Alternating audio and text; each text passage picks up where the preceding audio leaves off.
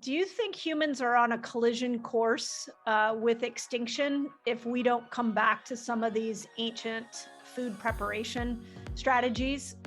Oh, I think absolutely. Extinction for not only ourselves, but all the resources. I mean, so here, look, this is the most widely grown grain in the world. And I've been a part of and also witnessed so many conversations where you have some of the best scientists in the world sitting there saying, okay, how are we going to feed a growing population? Yes. Dr. Mindy in the house. All right. I appreciate that. The carnivore diet. Because of what we eat. Honestly, you've really touched my heart. So here's what I love, Bill, about you. I mean, many things I love about you and your family. But when I first started to understand fasting, where my brain went to is that the human body right now in this modern world is living totally out of sync with our ancestral, what do we call them? I guess our ancestors. Our primal ancestors. So what is it that we can bring back into this world that they did that we could use as a tool now to be able to thrive as humans in this crazy modern world? Oh, that's such a great question. And it's a question that so many different people are addressing from so many different places. I know, there's people talking about, grounding and cold therapy and all these other sorts of things. And then sometimes people are going a little bit off, in my mind, a little bit off the deep end where they're, recreating failed hunts and then doing these other sorts of things. What? Oh yeah. I mean, it isn't brand new. That's something that was going on 20 or 30 years where, you come up with this reconstruction of your mind, what life was like in the past, and then you try to replicate all of it. And there's some validity to that, no doubt. But the reality is the amount of time that we're talking about, millions of years of diversity. And then within those millions of years, diversity geographically and environmentally all over the place. People didn't do the same thing all the time for 3.5 million years. So you wouldn't have this certain kind of a hunt for the entirety of a population, and then a failed hunt, and then a certain kind of, and then people would eat. There's even people that will cut themselves because they think, well, if I was fighting a mastodon, and What? and this, it really, so there, it does extreme to the absurd.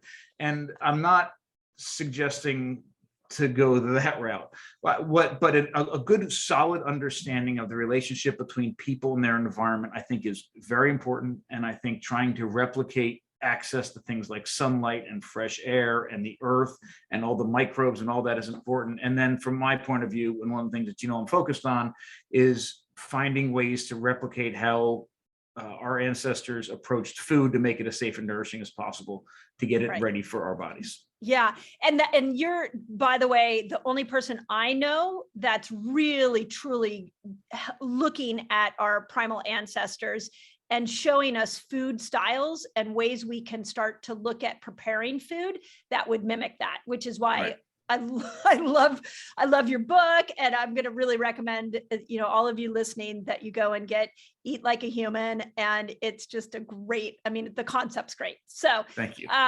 Let's dive in. I want to go through 3 things and just filling everybody in, because these 3 things are really topical and interesting to my mind. And I think there's a lot we can learn from them. The first, I want to talk about some of the ways we're preparing food now. So you have a thing on corn that I want you to dive into, old corn versus new corn.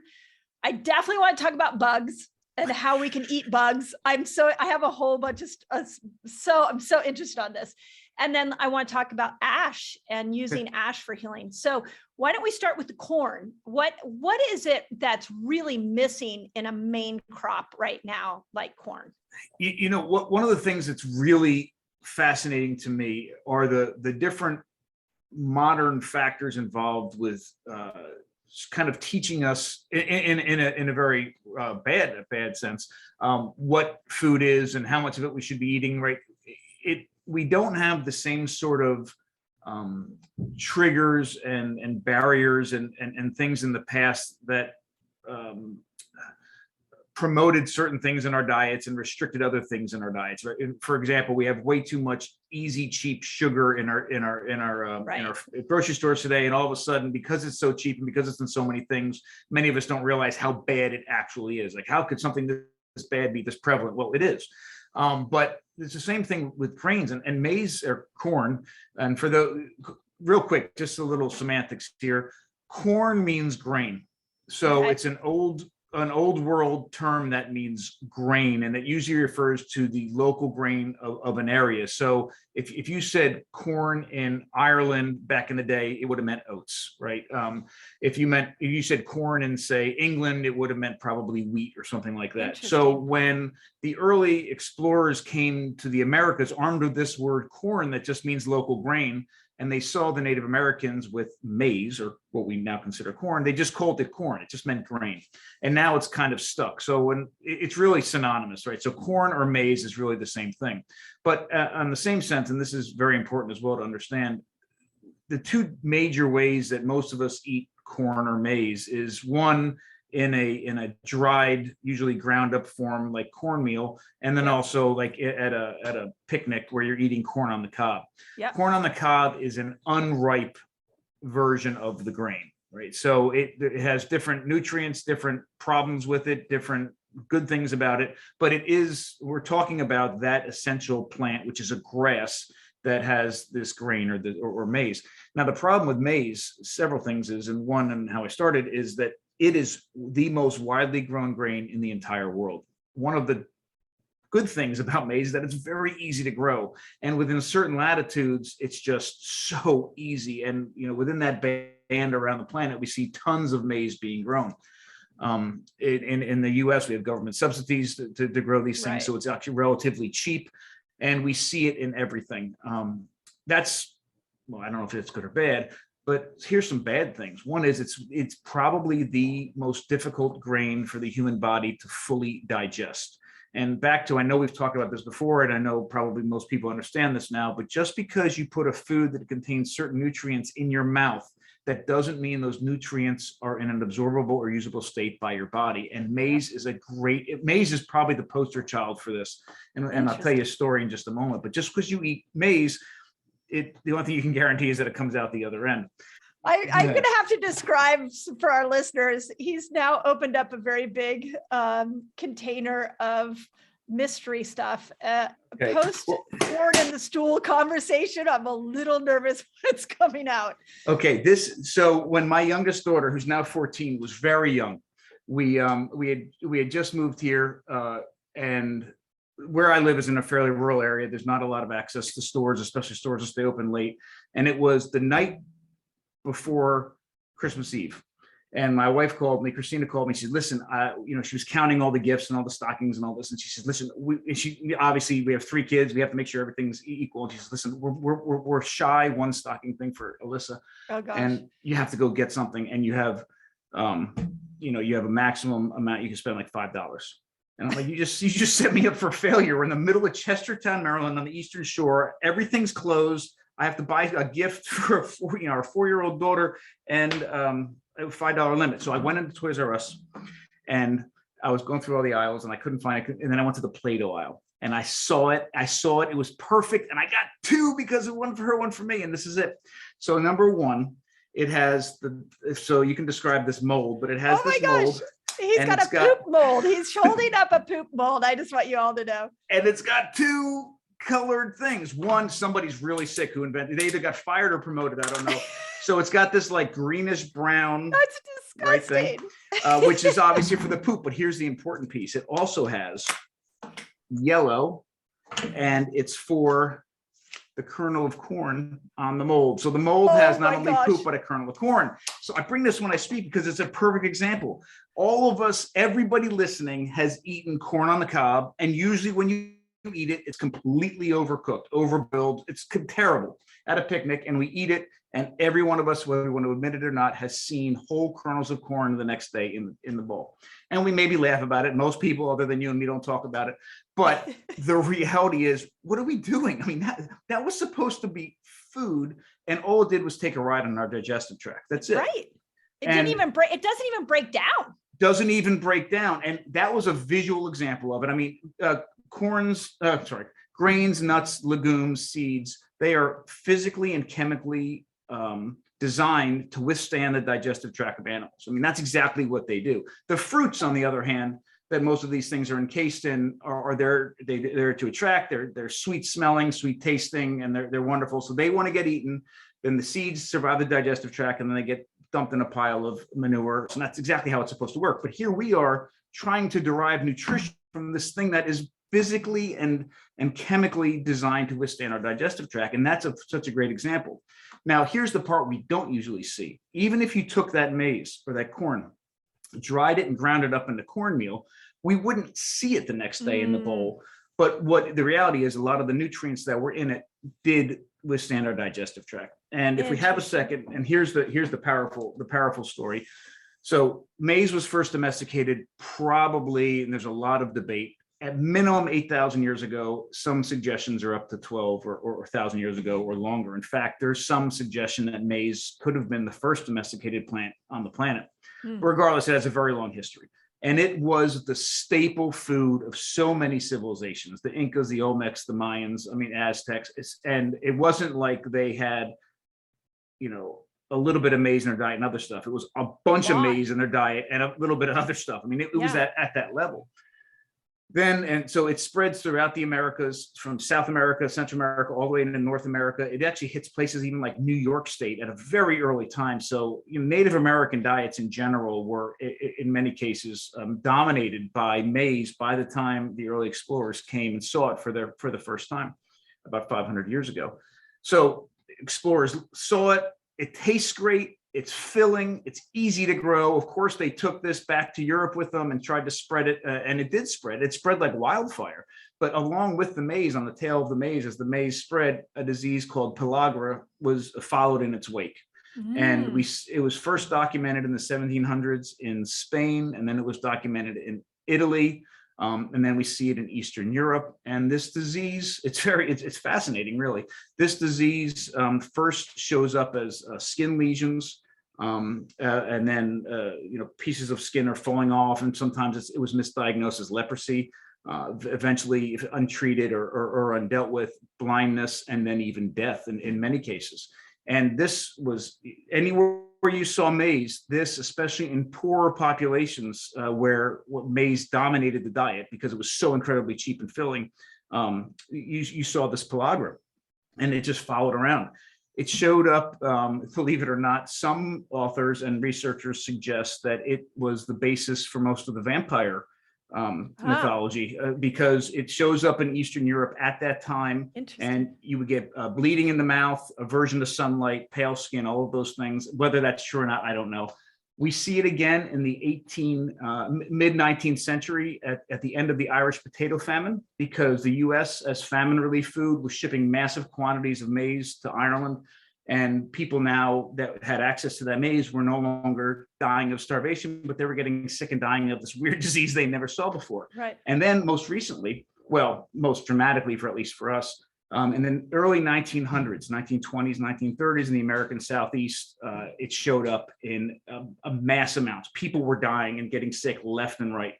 And the really interesting part of the story is that our government hired an infectious disease doctor by the name of Jeffrey Goldberg, and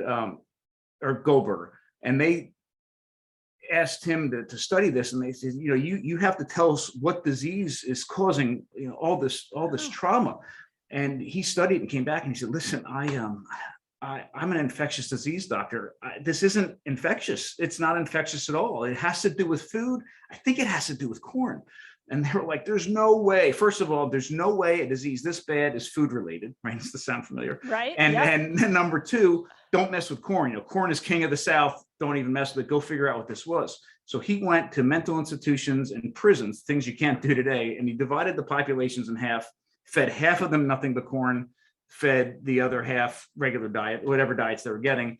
And people that were fed nothing but corn started to get sick and show symptoms of this disease. Still couldn't convince everybody. And what he had to do was he and his wife and his partner would hold these parties.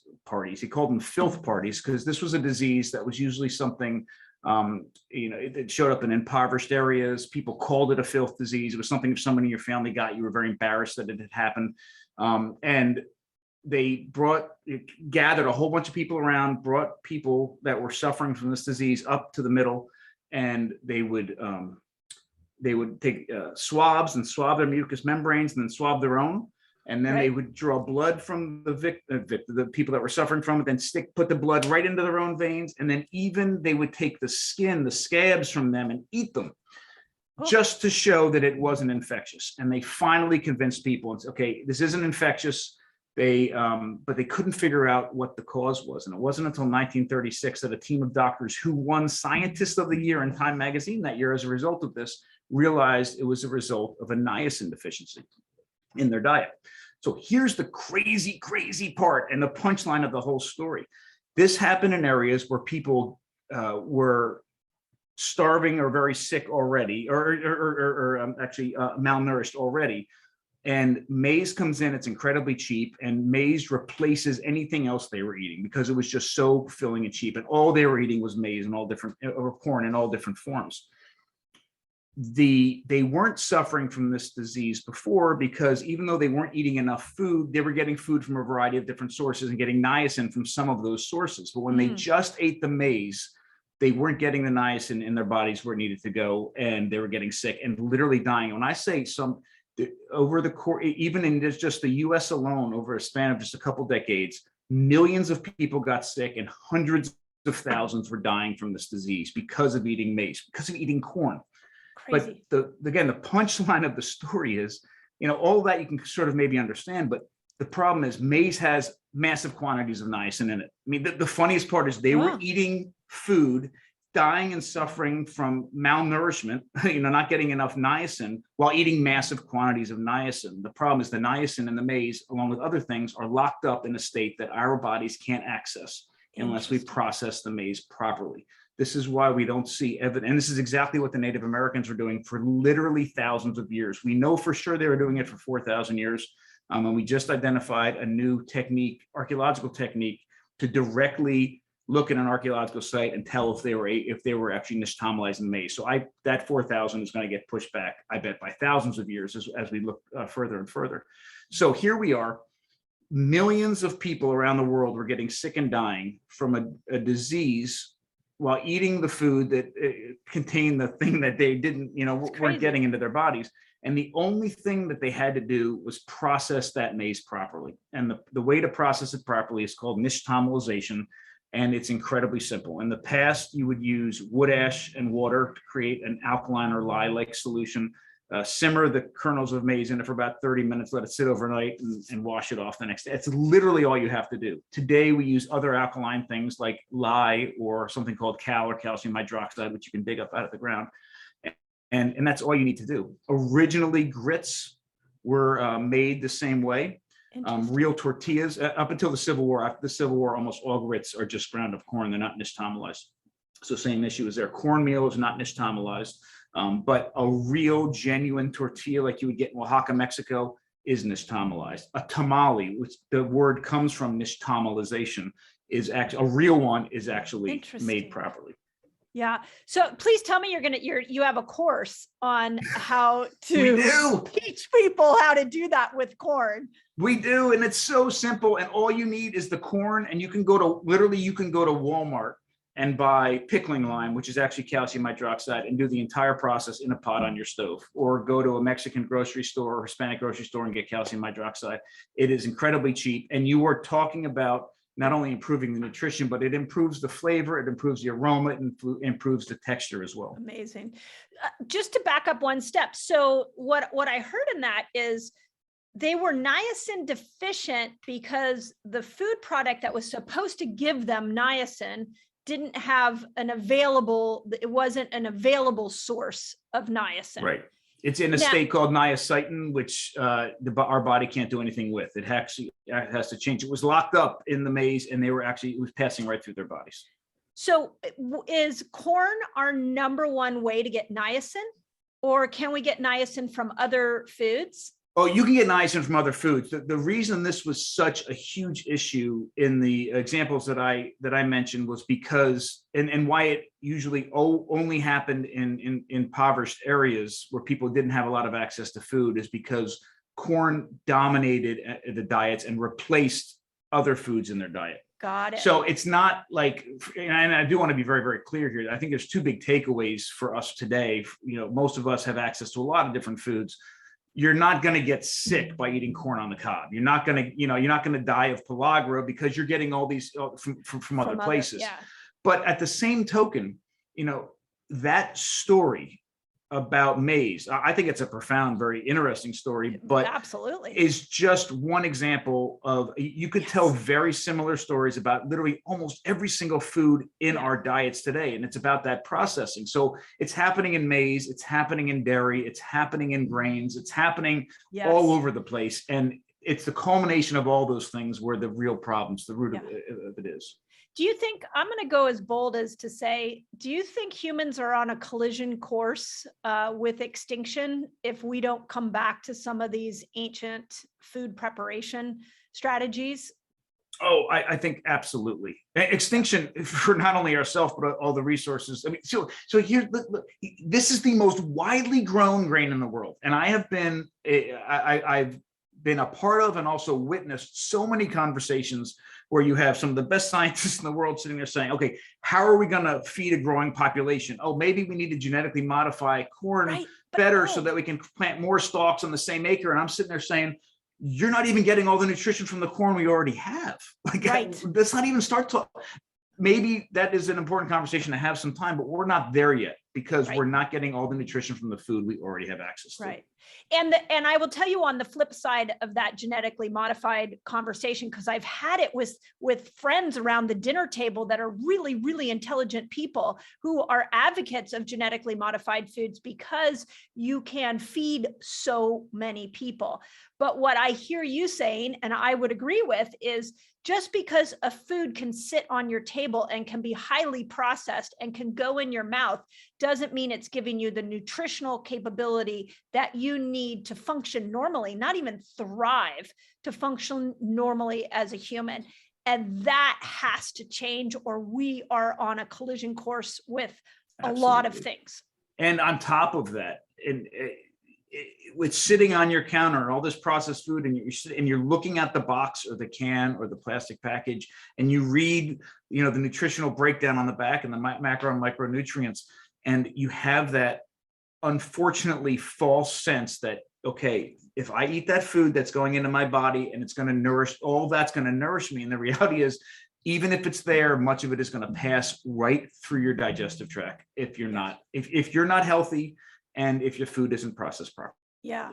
And so what do we look for in corn? Like, is there a line, a word we can look for, or do we have to really make it ourselves at home the way you're talking about? No, there's a couple things you can do. And I know some of these conversations seem so complicated, but first of all, instead of being exhausted by listening to something like this, get excited because it's interesting, right? Yeah. But also, you have the ability to inform yourself and make these decisions and make really profound changes. And these kind of changes aren't the change that, you make that change and you feel better in a week. This is the kind of change that culminates over days and months and years, right? Yeah. In you and just as importantly, in your children and the rest of your family. So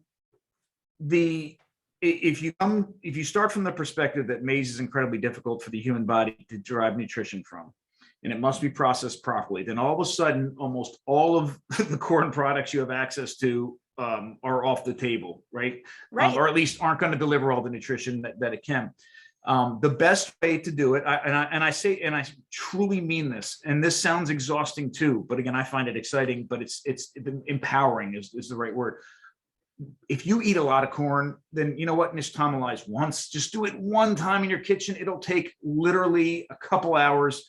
Try it, deal with it. If you never do it again, you know more than anything that I could tell you, and then it'll help you read labels and deal with things. But aside from that, and we have instructions in the book on how to do it. I was going to say, do you teach it? Yeah. Do you teach it? Oh yeah, we teach it. And we teach it in the book, and we have a bunch of different recipes for nixtamalized maize. And then when we do it here, we go through the entire process And then we make tortillas and we make tamales and we make grits and we make all sorts of things with it. Atole. But if you're trying to buy something that is at least nixtamalized, believe it or not, there is something, and it's called maseca, or dried masa flour. The problem, and it's actually in most grocery stores, you can find it. And if it's not by the regular, where all the other regular, all the flours and things are, go over to the Hispanic section, and then you can find it there. There is one downside though to maseca. So it's been processed properly. The problem is it's almost always degerminated. So it's the equivalent of white flour compared to whole wheat flour. And the reason they do it is the same reason you do it with flour, is because as soon as you break that germ, you release the oils, and the oils can turn rancid, and it has a shorter shelf life.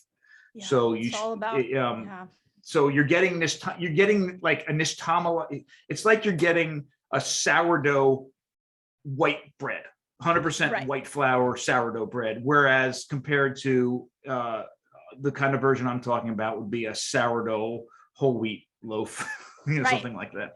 So are we better off just skipping it? I mean, I can say, in what I just learned in the last 15 minutes from you, I'm like, okay, so if I go out to a restaurant and there's corn on the menu, the first thing I typically look for is it organic, non-GMO?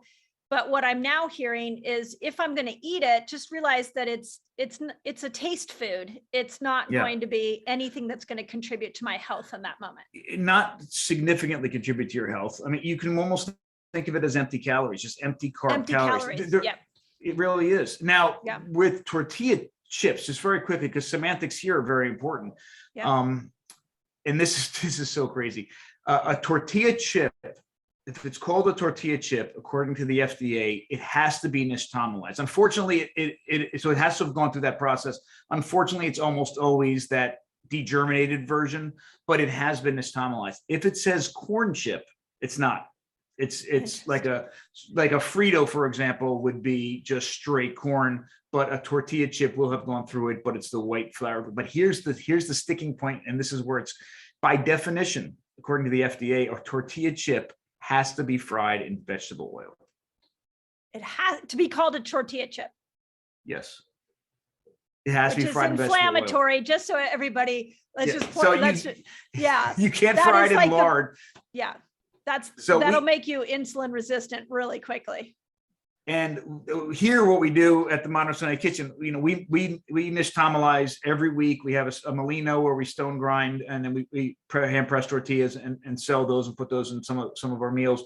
But we also then take those and fry them in lard. And now that is a completely different food. It is nixtamalized whole grain maize, heirloom maize that we import from Oaxaca, and then fry in animal fat. That's a food. It's not something I eat tons of, but that's a food that is something that I have no problem feeding my kids. Yeah, amazing. And your recipes, by the way, in Eat Like a Human, unbelievable. It takes a lot to wow me on a recipe, because we love to cook. And I was like, when I looked at all the fermented products, I was like, oh my gosh, this is gold. Like, this book, I hope people realize that it's not just a book that's going to educate you on things like this, but it's a cookbook too. Right. And that's the intent. There's hopefully a huge takeaway. And those recipes are the recipes that literally my family is built on, not only from, sort of that emotional sort of heritage perspective, but also physically that we're built on. It's just, we cook all the time. I also have to tell you, Bill, I love watching you guys on social media, because I love how you and your family show up. It really hits my heart, because this is how we are with our kids. We just want to do everything with them. We're foodies. We love adventures, and it's really sweet to watch your family online. So thank you so much. I know we're seeing the highlight reels, but it's still, the highlight reel looks good. Well, thank you very much. We work hard on it. So, okay, now you have to go into insects with me. Now, let me tell you a little story on my end on the insect thing. A while ago, this was about 7 years ago, there was a set of chips that came out that were like cricket chips. Chirps chips. Chirps chips. Yep. Chirps chips. So when I found out about him, my son must have been like in 8th grade at the time. And I said, hey, would you eat, cricket chips with me? And he's like, sure. So I ordered a bunch of them. We ate them. They were really good.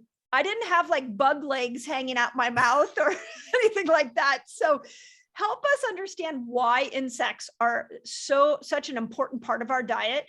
And how do we start to bring these back in? Like, do I just walk outside and pick up a bug and cook it in my house?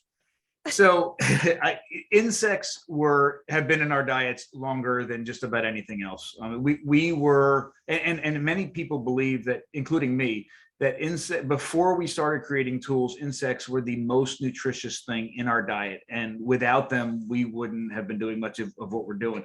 And I went to a great presentation at the Smithsonian, about 6 or 7 years ago. Gosh, I forget the woman's name who gave the presentation. Brilliant. But she was talking about how important insects are in mammal diets in general, but mostly humans and our ancestors. And she did a lot of work with chimpanzees, and also important chimpanzees. And she was saying that the most nutrient needy time in a woman's life is when she's lactating, even more so than when she's pregnant. And she had I love that she showed this picture of a chimpanzee nursing and eating ants or termites off a stick at the same time. It was perfect. It like drove everything Amazing. home. But it is true. They're incredibly nourishing. And just as important, and we just had this whole conversation about maize, the nutrients in the insects are incredibly bioavailable. So the nutrients are there and our body has access to them without doing very much work at all. So from a nutritional standpoint, they're definitely a win. And at least and I can't speak for all insects. I do a lot of work with crickets right now because that's what we're using for the base of some of the foods that we're creating here. But crickets have all 9 essential amino acids in them, plus a ton of other things. But they have, and many insects have really high quality fat in them as well. So, but from an environmental and sustainability perspective, they are, you look at all the numbers about how much water goes into growing a pound of meat and how much acreage you need for these animals, and all that, not only the resources that are getting consumed, what is compared to the output of the nutrients, but also the waste that's part of that. Insects blow those numbers off the charts. I mean, they are incredibly sustainable. They're incredibly easy to grow. Anything that comes out of them is usable in a number of different ways, and they're incredibly nutritious. So the hard part is most of us were brought up to fear insects or to hate insects or to kill them and throw them away or just get them away from us at best. Not to eat them. So there's a huge mental leap. We have swatters for them. We have like, we build all kinds of tools. Squish them with our foot. Like, you're right. We have totally villainized them. So to turn around and eat them is like 180-degree turn in our mental thinking. It's the way we approach this. And it was for me too. And the story was, we started, I've read about this a little bit in the book, but I was in graduate school. What's it, 2006? It was a long time ago. It was almost 20. It was almost 20 years ago. I was defending my dissertation. I'm sorry. No, let me back up. I was in graduate school and I was teaching a graduate class, and we were talking about insects as in our ancestral human diets, and then insects today and all the kind of things we just briefly mentioned. And I hate to speak about or teach anything that I haven't done or experienced at some level. And I know that's a really tall order to try to do, but it's important for me to be able to do that. And here I'm talking about insects and I've never had them. So my wife and I were at the time, we're newly married. We had no money. We're both in graduate school. And I said, I'm going to buy some insects. And she was a vegetarian at the time. And she's like, yeah, what do you mean buying insects? You're going to use our money to buy insects? And I said, yeah. And by the way, and this was a while ago. Now there's not a lot, but there's places we can really high quality insects we can get in the US and Canada and other places. But at the time there was none of that. And I said, yeah, the only place I can get them is from Thailand. So the shipping is out of control. And she's like, no. And I'm like, come on, don't tell me no. I'm teaching here. I need to do this. And we can literally count the number of arguments that we've had on one hand, like real arguments. This was one of them. And I finally, I guess you don't really win an argument, but I won that piece of it, and we got them, and I brought them, and I had them. And it really started an important conversation between me and Christina. And then when I defended my dissertation a few years later, we actually brought, it was her idea. We brought a bunch of insects for everybody to try. And then it really sort of became a thing. And part of it for me was, can I overcome this sort of fear or cultural block that I had of eating these. And yeah, I mean, I'll try anything. I'll put just about anything in my mouth, but can I do it and enjoy it? Because that's part of it. Can I do it and not only derive nutrition from it, but be fulfilled by eating it? And I can now. And it took a lot of work. It really, truly did. But there's a lot of ways to do it. There are some incredible insect farms that are growing insects for human consumption around the world. Interesting. There are laws changing left and right. In fact, the EU just changed an important food law, I think it was 2 years ago, that allowed, I believe, mealworms to raise at some status, and now they can be shipped from country to country and be used in restaurants and foods and things like that. And a lot of things are changing, and there was a big push, like you mentioned a few years ago, with Chirps Chips. At the same time, there was a guy named Pat Crowley who won, not Chirps Chips and Pat Crowley both won or did whatever on Shark Tank and got funded for their projects. Interesting. He came out with something called Chapool bars, which were fantastic. And there were a couple other versions of these. And every now and then at some Whole Foods or some health food stores, you could see them. And there was a little bit of a rise of it for about a year or two, and then it started to decline. It kind of was a fad thing maybe, but now it is finally starting to get to receive the attention that it deserves. And some of that attention is because of sustainability reasons, and some of it is as a result of nutritional reasons. It's something we really need to pay attention to. And if you are really trying to change your health and at the same time, meet or exceed other important obligations and expectations of eating in a sustainable way and in an ethical way, then this is, I think, something that's worthy of your time to do. And so are all insects, do they pack the same amino acid punch? Like, how do you choose which insect? And like, I know when I've been at a Mexican restaurant before and there's like grasshoppers on the menu, I'm all up for an adventure. So I'll order it. And the one time I did it, like the grasshopper legs, I'm not joking, they were like in my teeth. I'm like, okay, talk about not enjoying it.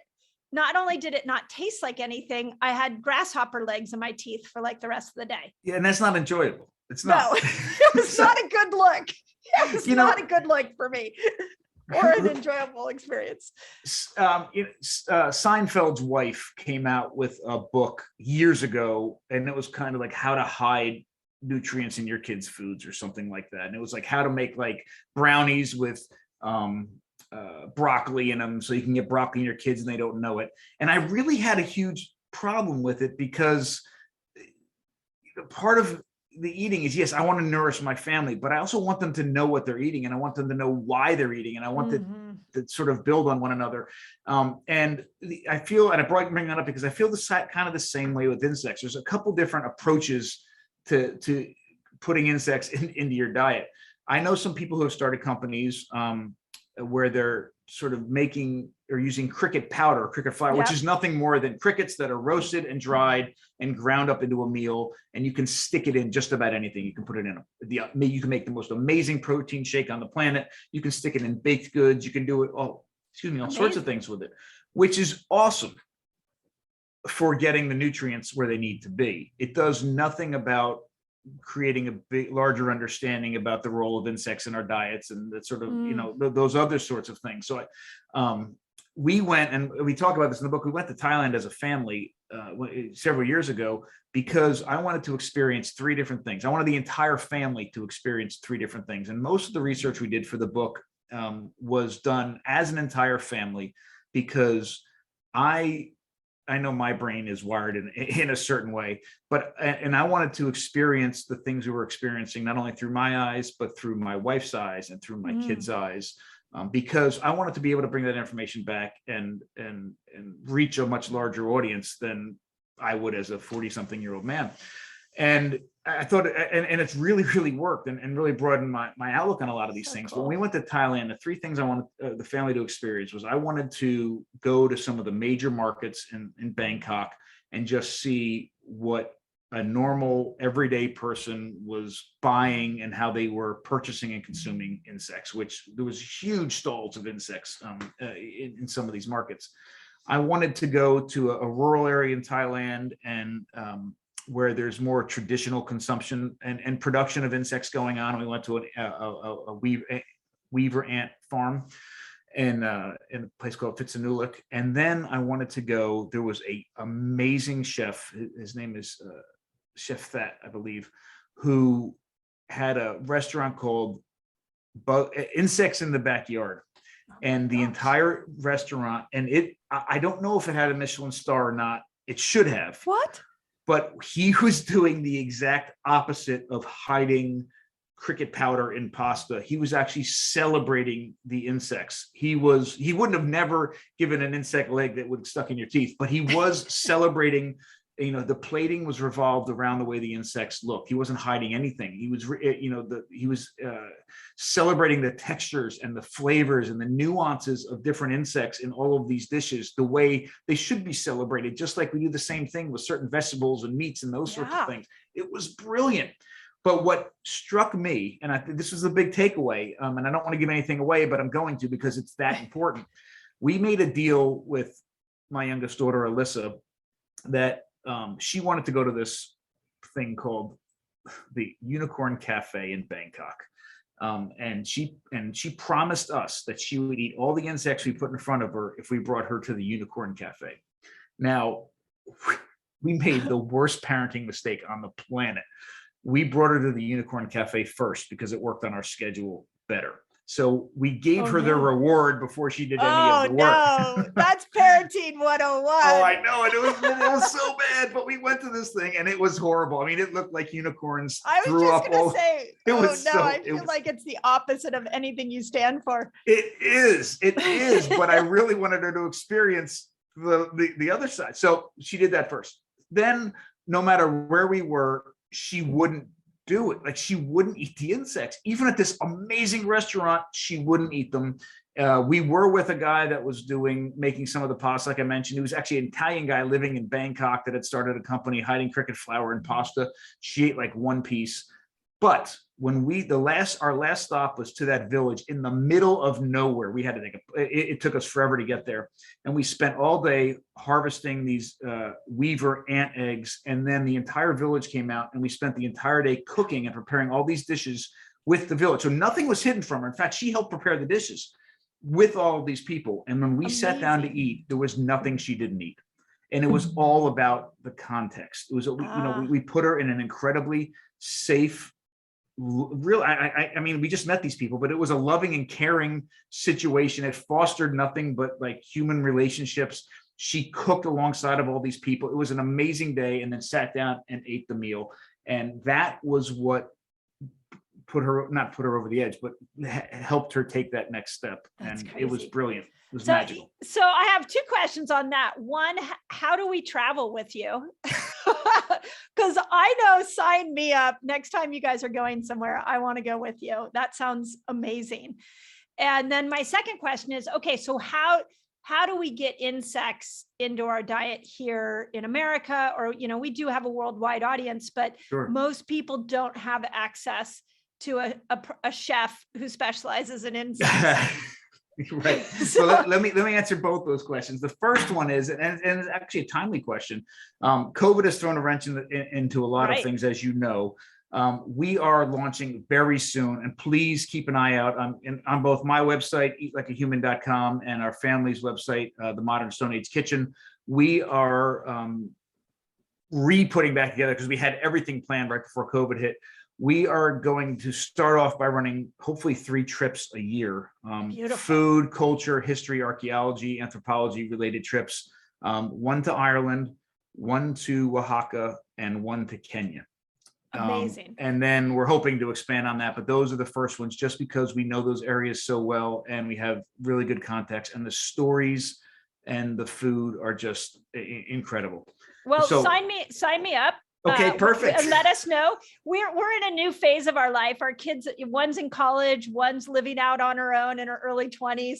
And we're empty nesters. And so we're looking for more adventures. So we will definitely join you on one of those. And maybe we'll bring them along with us. But, perfect. But if I tell my children we're going to go to Kenya and eat insects, I think one of them would be pretty excited. The other might be a little apprehensive. Eat insects, drink some blood and milk, we'll be all set. Right. I remember Perfect. the blood milk story. I asked you, and just to fill everybody in, you guys can go listen to the podcast I did with Bill a couple of years ago, but I asked him what the most interesting thing he's ever eaten. And you told me it was milk mixed with blood from a cow, and that it tasted like chocolate milk. That's all I remember. Chocolate milk with a little bit of iron in it. With a little bit of iron. Amazing, amazing.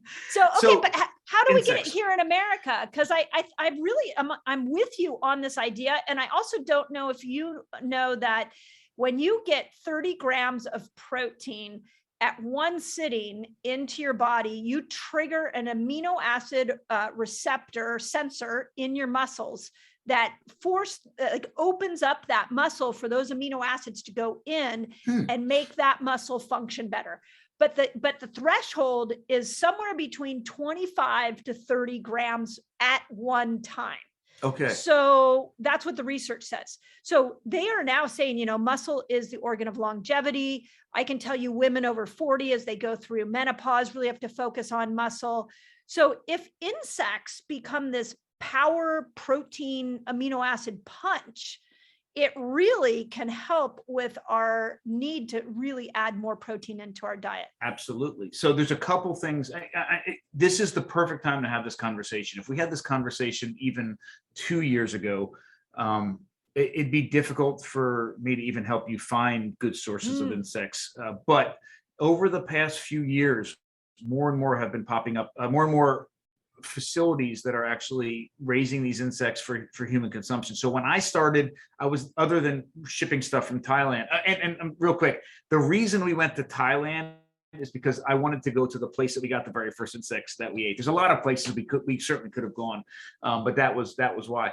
But then we started eating a lot of insects from bait shops, which isn't a really good thing to do. Wait, stop. From bait shops? Bait shops, yes. Like you go fishing, and so you brought them home to the family? Where else do you go get things like bait shops and pet food shops? I mean, that's where you get mealworms and crickets and grasshoppers and all those things. So those aren't raised for human consumption, and I don't suggest that. So your choices you really have are, one, are you going to go out and harvest these things yourself, which you can, and I think it's amazing. Be careful though, because insects can very easily take in toxins and pass on toxins from their environment. Yeah. So if you're living in the middle household, yes, yeah. So most people, I would never want to sort of unempower somebody by suggesting that you can't go get some food yourself, but I am suggesting that you have a responsibility and a need to figure out where first of all, not only to identify them properly, but also, where these insects are living and where they're getting their own food from. So the easiest and safest way to go about it, especially when you're starting out, is to find a place that's raising insects for human consumption. Okay. And more are popping up. The one that we use all the time, because we have a relationship with them anyhow, and I just love what they do, is Entomo Farms, ENTOMO. Entomo, like entomophagy is the consumption of insects. So Jared Golden runs that place. It's very funny because his brothers all started raising insects for bait shops and for pet food stores. And he's like, I'm going to raise insects for humans. And he's doing amazing. That's awesome. But so I have a couple other places in the book where you can go ahead and look very easily and find them.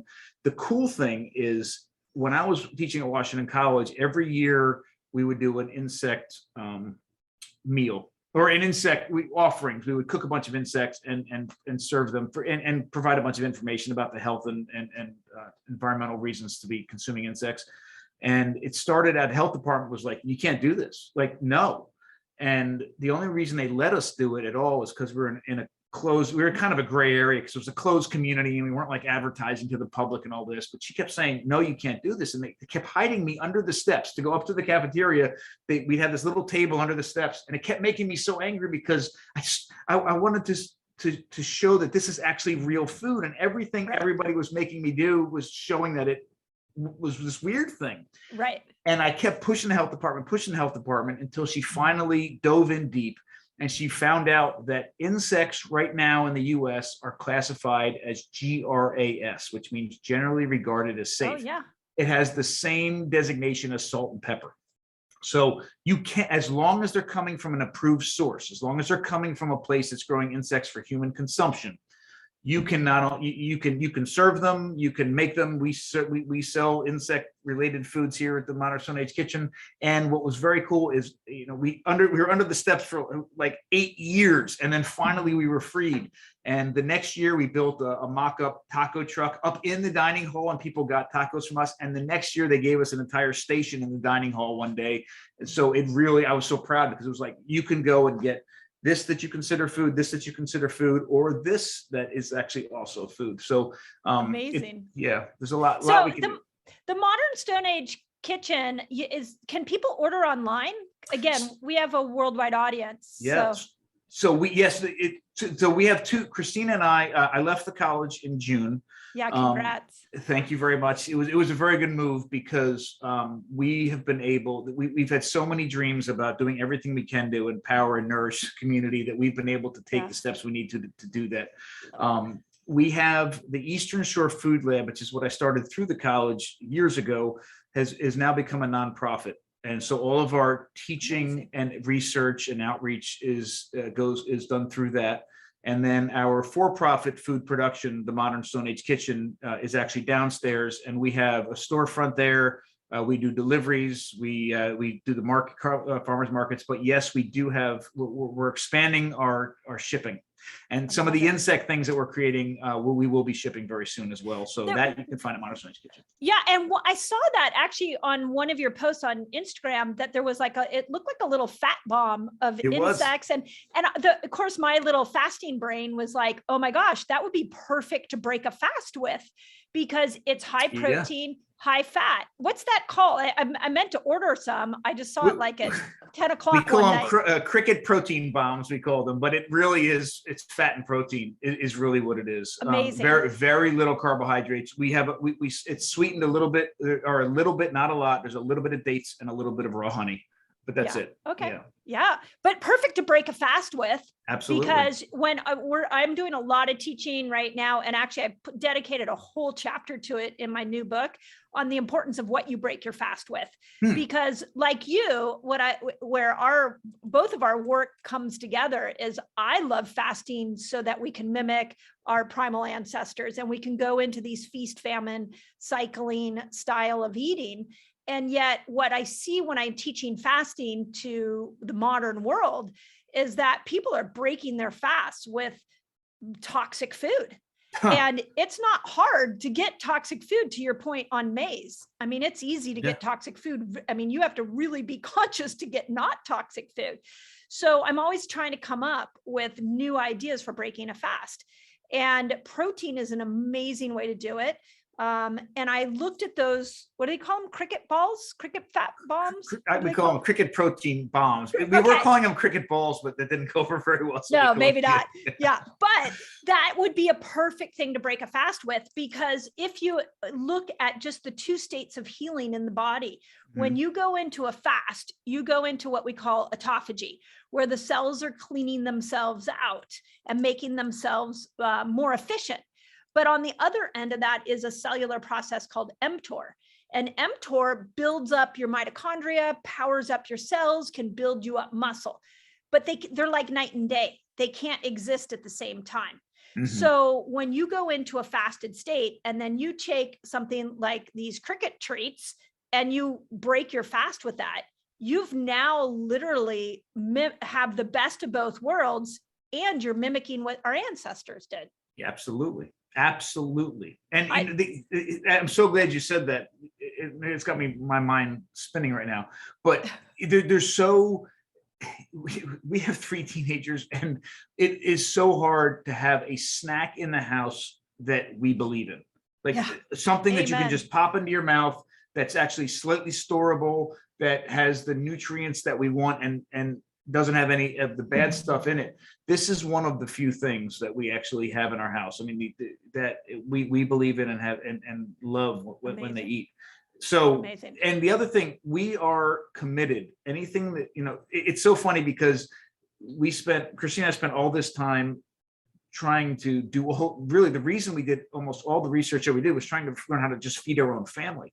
Right. And then, there's still a lot to learn, no doubt, but we've been very happy with what we figured out. So we wanted to share it through the book, which is what we did. And now we get to turn that book and make it into reality. And we're making all the things from the book here at the shop, but we're committed that our number one priority is to empower people to take this into their own hands and do it themselves. Agreed. So those cricket bombs, they're actually, that recipe is in the book and we're making it here. And for anybody listening, if there's something that we have and you want the recipe too, and you don't find it there, ask us. We're happy to share. I would love for you to make it yourself. And if you don't want to, or you can't, then ask us and then we'll make it for you. But that's really what we're looking to do. And what I would love to do is I'm going to go back and look at those recipes with a fresh eye and go look at the Modern Stone Age Kitchen website. Did I say that right? That's right. Yes. Okay. And look at what would be perfect for breaking a fast. Because again, where you and I geek out together here is mimicking this primal ancestor. And how do we thrive in the modern world? So those foods sound perfect to break a fast with.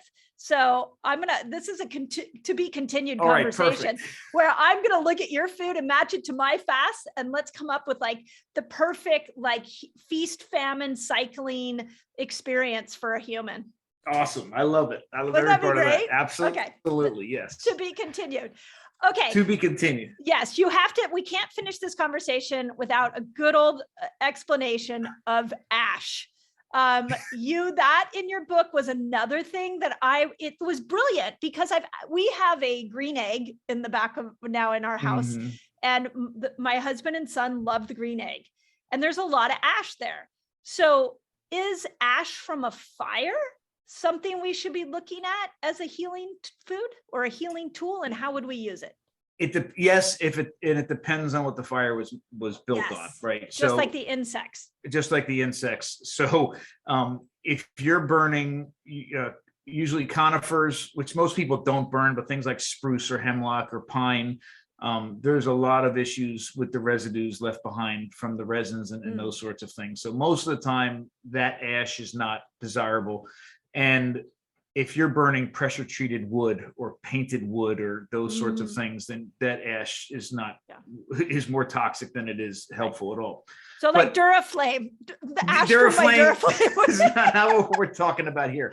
But a good old fashioned fire made from a hardwood like hickory or oak or maple or something like that is a completely different thing. Now there is a difference, and these terms often get confused, between charcoal and ash, right? Okay. Ash is what happens when something organic burns in the presence of oxygen, and that's what's left. So if you had a burning log and you just let it burn, you had a pile of that really kind of gray, feathery stuff, and if the wind blows, it kind of just goes everywhere. That's ash. If you put something in high heat in the absence of oxygen, you create charcoal. It carbonizes. So if you maybe had a campfire, actually if you have a campfire with a bunch of logs and then it's burning, you go to bed, you wake up the next day and you have probably a bunch of this feathery ash around the outside. That's what most of the wood burned completely down. But then you have a couple of logs that maybe didn't fully burn, and you turn it over, and on the bottom it's like really black and it looks like a charcoal briquette. Yep. That's charcoal because that wood didn't have any oxygen because it was sitting against the ground, right? So they're two different things. And they often get confused. They have different properties. Ash itself is fairly, what's the word I'm looking for? Alkaline, and was used in the past for all sorts of different things. Ash, and believe it or not, one of the first things, one of the first chemical leaveners that ever was ash. Ash, baking soda in the presence of an acid. So baking soda is alkaline and vinegar is acid. You put it together and you make the volcanoes like in third grade. You put it together and you make pancakes. You put it together and you make muffins. I mean, but the origin, that is actually a chemical version of ash. Ash is alkaline. Ash, it was a chemical leavener for things.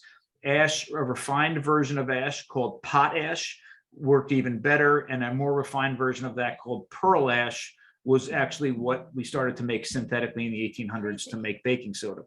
So you can actually bake with ash. You can make soap with ash. You can put ash on the outside of cheese to have different kinds of things happen. So in your part of the world, I've had that. I think I've been in Napa Valley drinking wine and eating cheese with ash. So they do it for two reasons with ash. There's some French cheeses that it would take a farmer 2 days to get enough milk to make that cheese. So they'd actually milk the cows, make the curds, press them, get them ready, but then they wanted to keep the flies off them before the next day's milking, and they'd cover it with ash, and then they'd do the next one, and then you kind of have that line in the middle, and that was it. But quite often you see ash on soft cheeses, like different kinds of goat cheeses, for aged goat cheeses, and what happens is cheese is acidic. It's gone through a fermentation process. And you take that acid and you put an alkaline substance like ash on the outside, it changes the pH, it neutralizes it, and it allows other things to grow on the outside for different types of effects for the cheese. So you're changing that pH with the ash. Charcoal, on the other hand, is like a natural detoxifier. It's I was going to say, we use charcoal in our detox programs. It's a really good binder. It's amazing, right? And if you overdose on something, one of the first things they do when you go to the hospital is they give you charcoal. I mean, it is incredible, and we've used it for so many things for so very long. Both of those things have been in our diets since we've had access to fire. There's no doubt. I mean, they just by mistake and also on purpose. So ash was the original thing that was used in Nixtamalizing of maize to sort of bring it back to that. Right. It's used, like I said, it used to make soap, used to make all sorts of different things.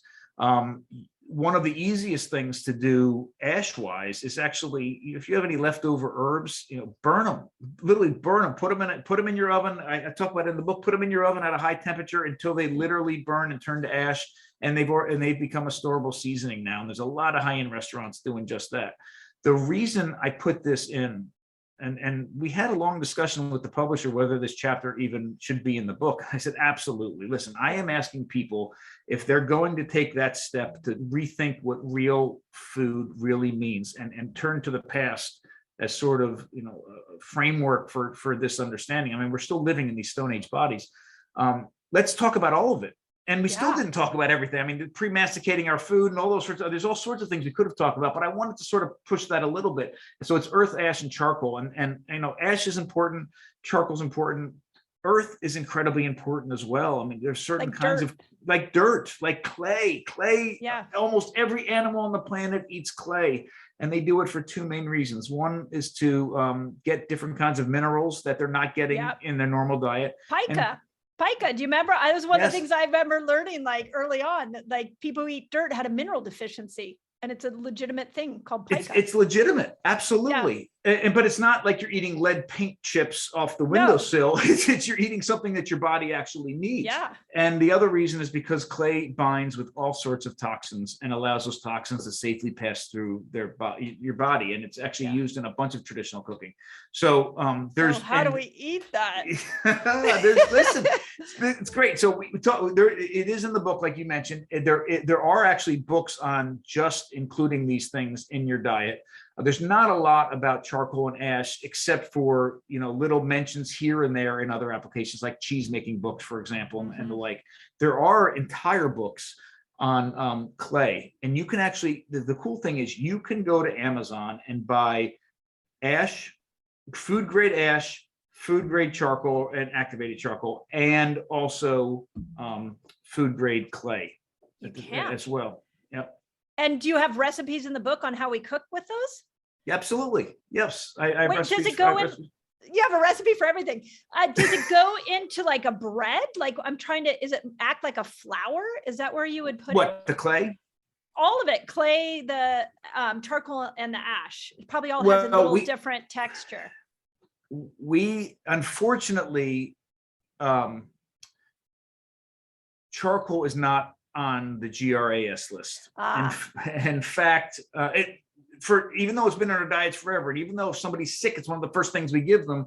And even though you can buy food grade charcoal all over the world, it just isn't. on the list. But I will tell you, we are actively working with the FDA right now to try to get it on there. But Wow. so several things happened. There was a huge festival.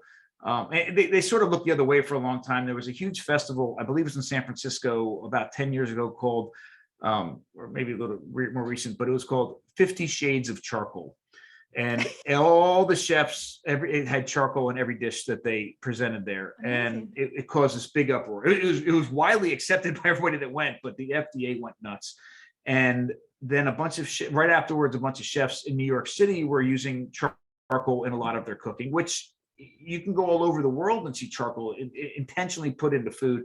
Pastas, breads. There's a traditional Italian bread around Easter time. It's a black bread that's made with charcoal in it. And it's very adsorbent and helpful with removing toxins from your bodies. It's wonderful, but it is, as a result of the chefs using it, is actually illegal to use charcoal in a restaurant in New York City any longer. And we started, when we launched the sourdough bread company, one of our first products that was most widely received was charcoal crackers, which they tasted great. They looked cool. Even people around here who grew up on nothing but like meat and potatoes love them.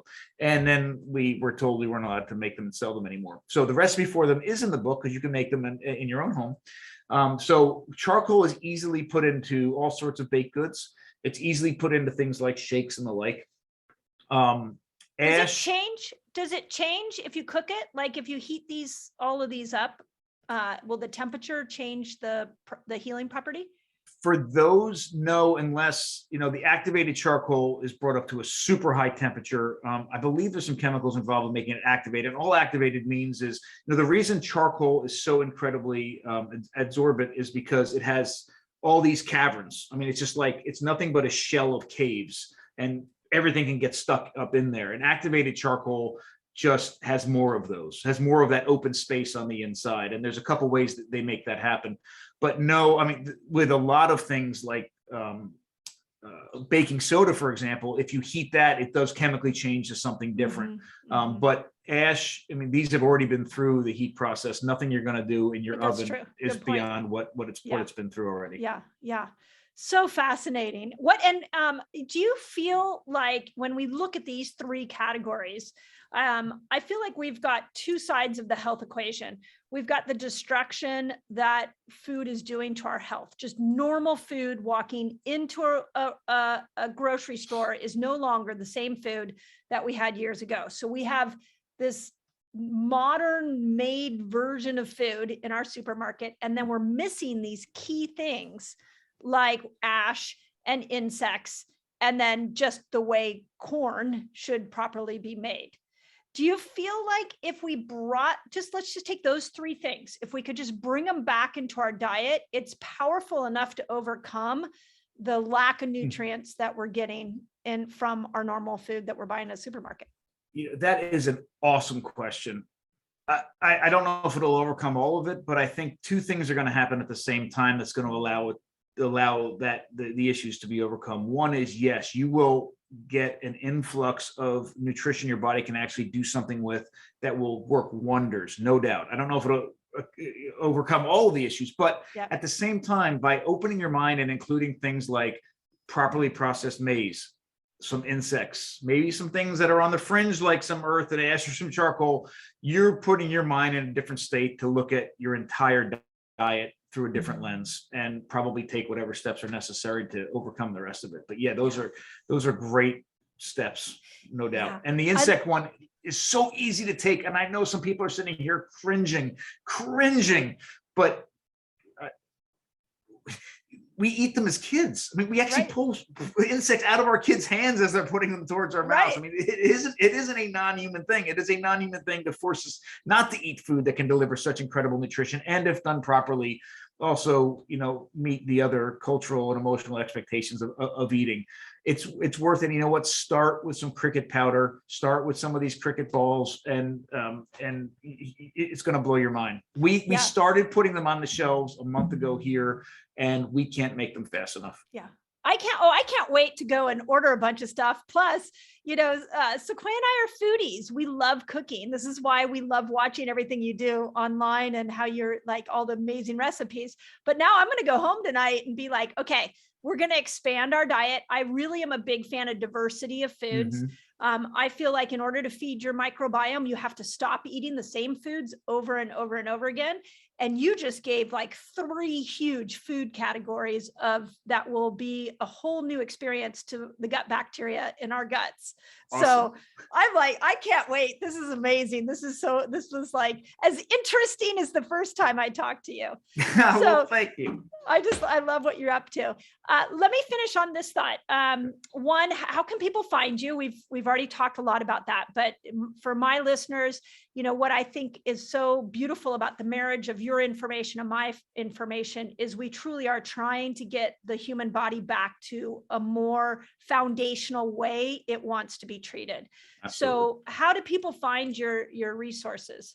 So there's our websites. We have 2 primary websites. One is eatlikeahuman.com, and that's sort of the Eastern Shore Food Lab side, the research and education piece. So all of our there's information about the book. There's our blog. There's the classes. We teach a lot of in-person and virtual classes as well. So all of that information can be found there. And any upcoming research, those sorts of things, that's the home for it. And then the food production side, the Modern Stone Age Kitchen, is at modernstoneagekitchen.com, and you can see all of that there. And on social media, same thing. You can find me at Dr. Bill Schindler, so Dr. Bill Schindler, on Facebook and Instagram mostly. And then Modern Stone Age Kitchen is where the other food pieces are. I love it. And when we choose which one of those excursions we go on with you, I'll announce it on my social media, and awesome. Come join us. I'll be a student in that experience, but I just think it's so neat, and I can't wait to join you on that. So I would love to have you there. Really oh my gosh, cool. It'd be so much fun. So, okay, I'm going to finish up with this question. Sure. This is the 3rd season of my podcast, and this year, we really wanted to focus on gratitude because there's so much of an opportunity in the world right now to be focused on what you're not grateful for. But you could go to the other side of that coin, and you could also look at a lot you can be grateful for. So do you have a gratitude practice that you do on a daily basis? And what are some of the things that you're immensely grateful for right now? Well, I am immensely grateful. And this, immediately as you're talking, I'm like, I know exactly what it is. My wife is the most amazing person on the planet. The most amazing person on the planet. And I think not only has she made me a better person, but the kind of work that we're doing now is a direct result of her pulling me into reality. Like if it was just me, I'd be living in a straw hut in the middle of the top of a mountain somewhere, banging rocks and running around in a loincloth, and I'd be perfectly happy, but it wouldn't be doing anybody any good. No. She is, it's sort of that yin yang thing. I'm my head's buried in the past, and her head is up and looking around and saying, hey, if this stuff is that important, what can we do to make it relevant today? So I'm immensely grateful for her. I'm immensely grateful for my family and my parents for never, I failed out of college and I dropped out of the same college, and it took me 10 years to get my undergraduate. And my parents for never giving up on me. And then finally, getting my PhD and things later, but never giving up on me. I'm immensely grateful. And I have to say one more thing. I have 2 corneal transplants. And oh, wow. I know that one of, and I shouldn't know this, but I do know that one of my corneas is from a 13-year-old boy who was in a traumatic accident. And I don't know the situation in the other, but I do know that in both cases, the families of the people that passed made the decision to donate their organs. And I literally am seeing the world through their eyes. And I am immensely grateful for that as well. Wow. Wow. Well, I didn't think I could love you anymore, Bill. And you now you and your family have crawled deeper into my heart. So thank you for what you're doing. I love people on a mission to help other people. And you're that. You're exactly that person, not just you, but your whole family. So well, likewise. So thank appreciate you. And it's always a pleasure. Always. Yes. Thank you for enlightening me. I will be sending you messages of my insect attempts, and we will report back. So awesome. Everybody go grab his book and go check him out online. And thank you, Bill. So grateful for you. Thank you. So great to see you. not put her over the edge, but helped her take that next step. That's And it was crazy. brilliant. It was magical. So I have two questions on that. One, how do we travel with you? Because I know, sign me up. Next time you guys are going somewhere, I want to go with you. That sounds amazing.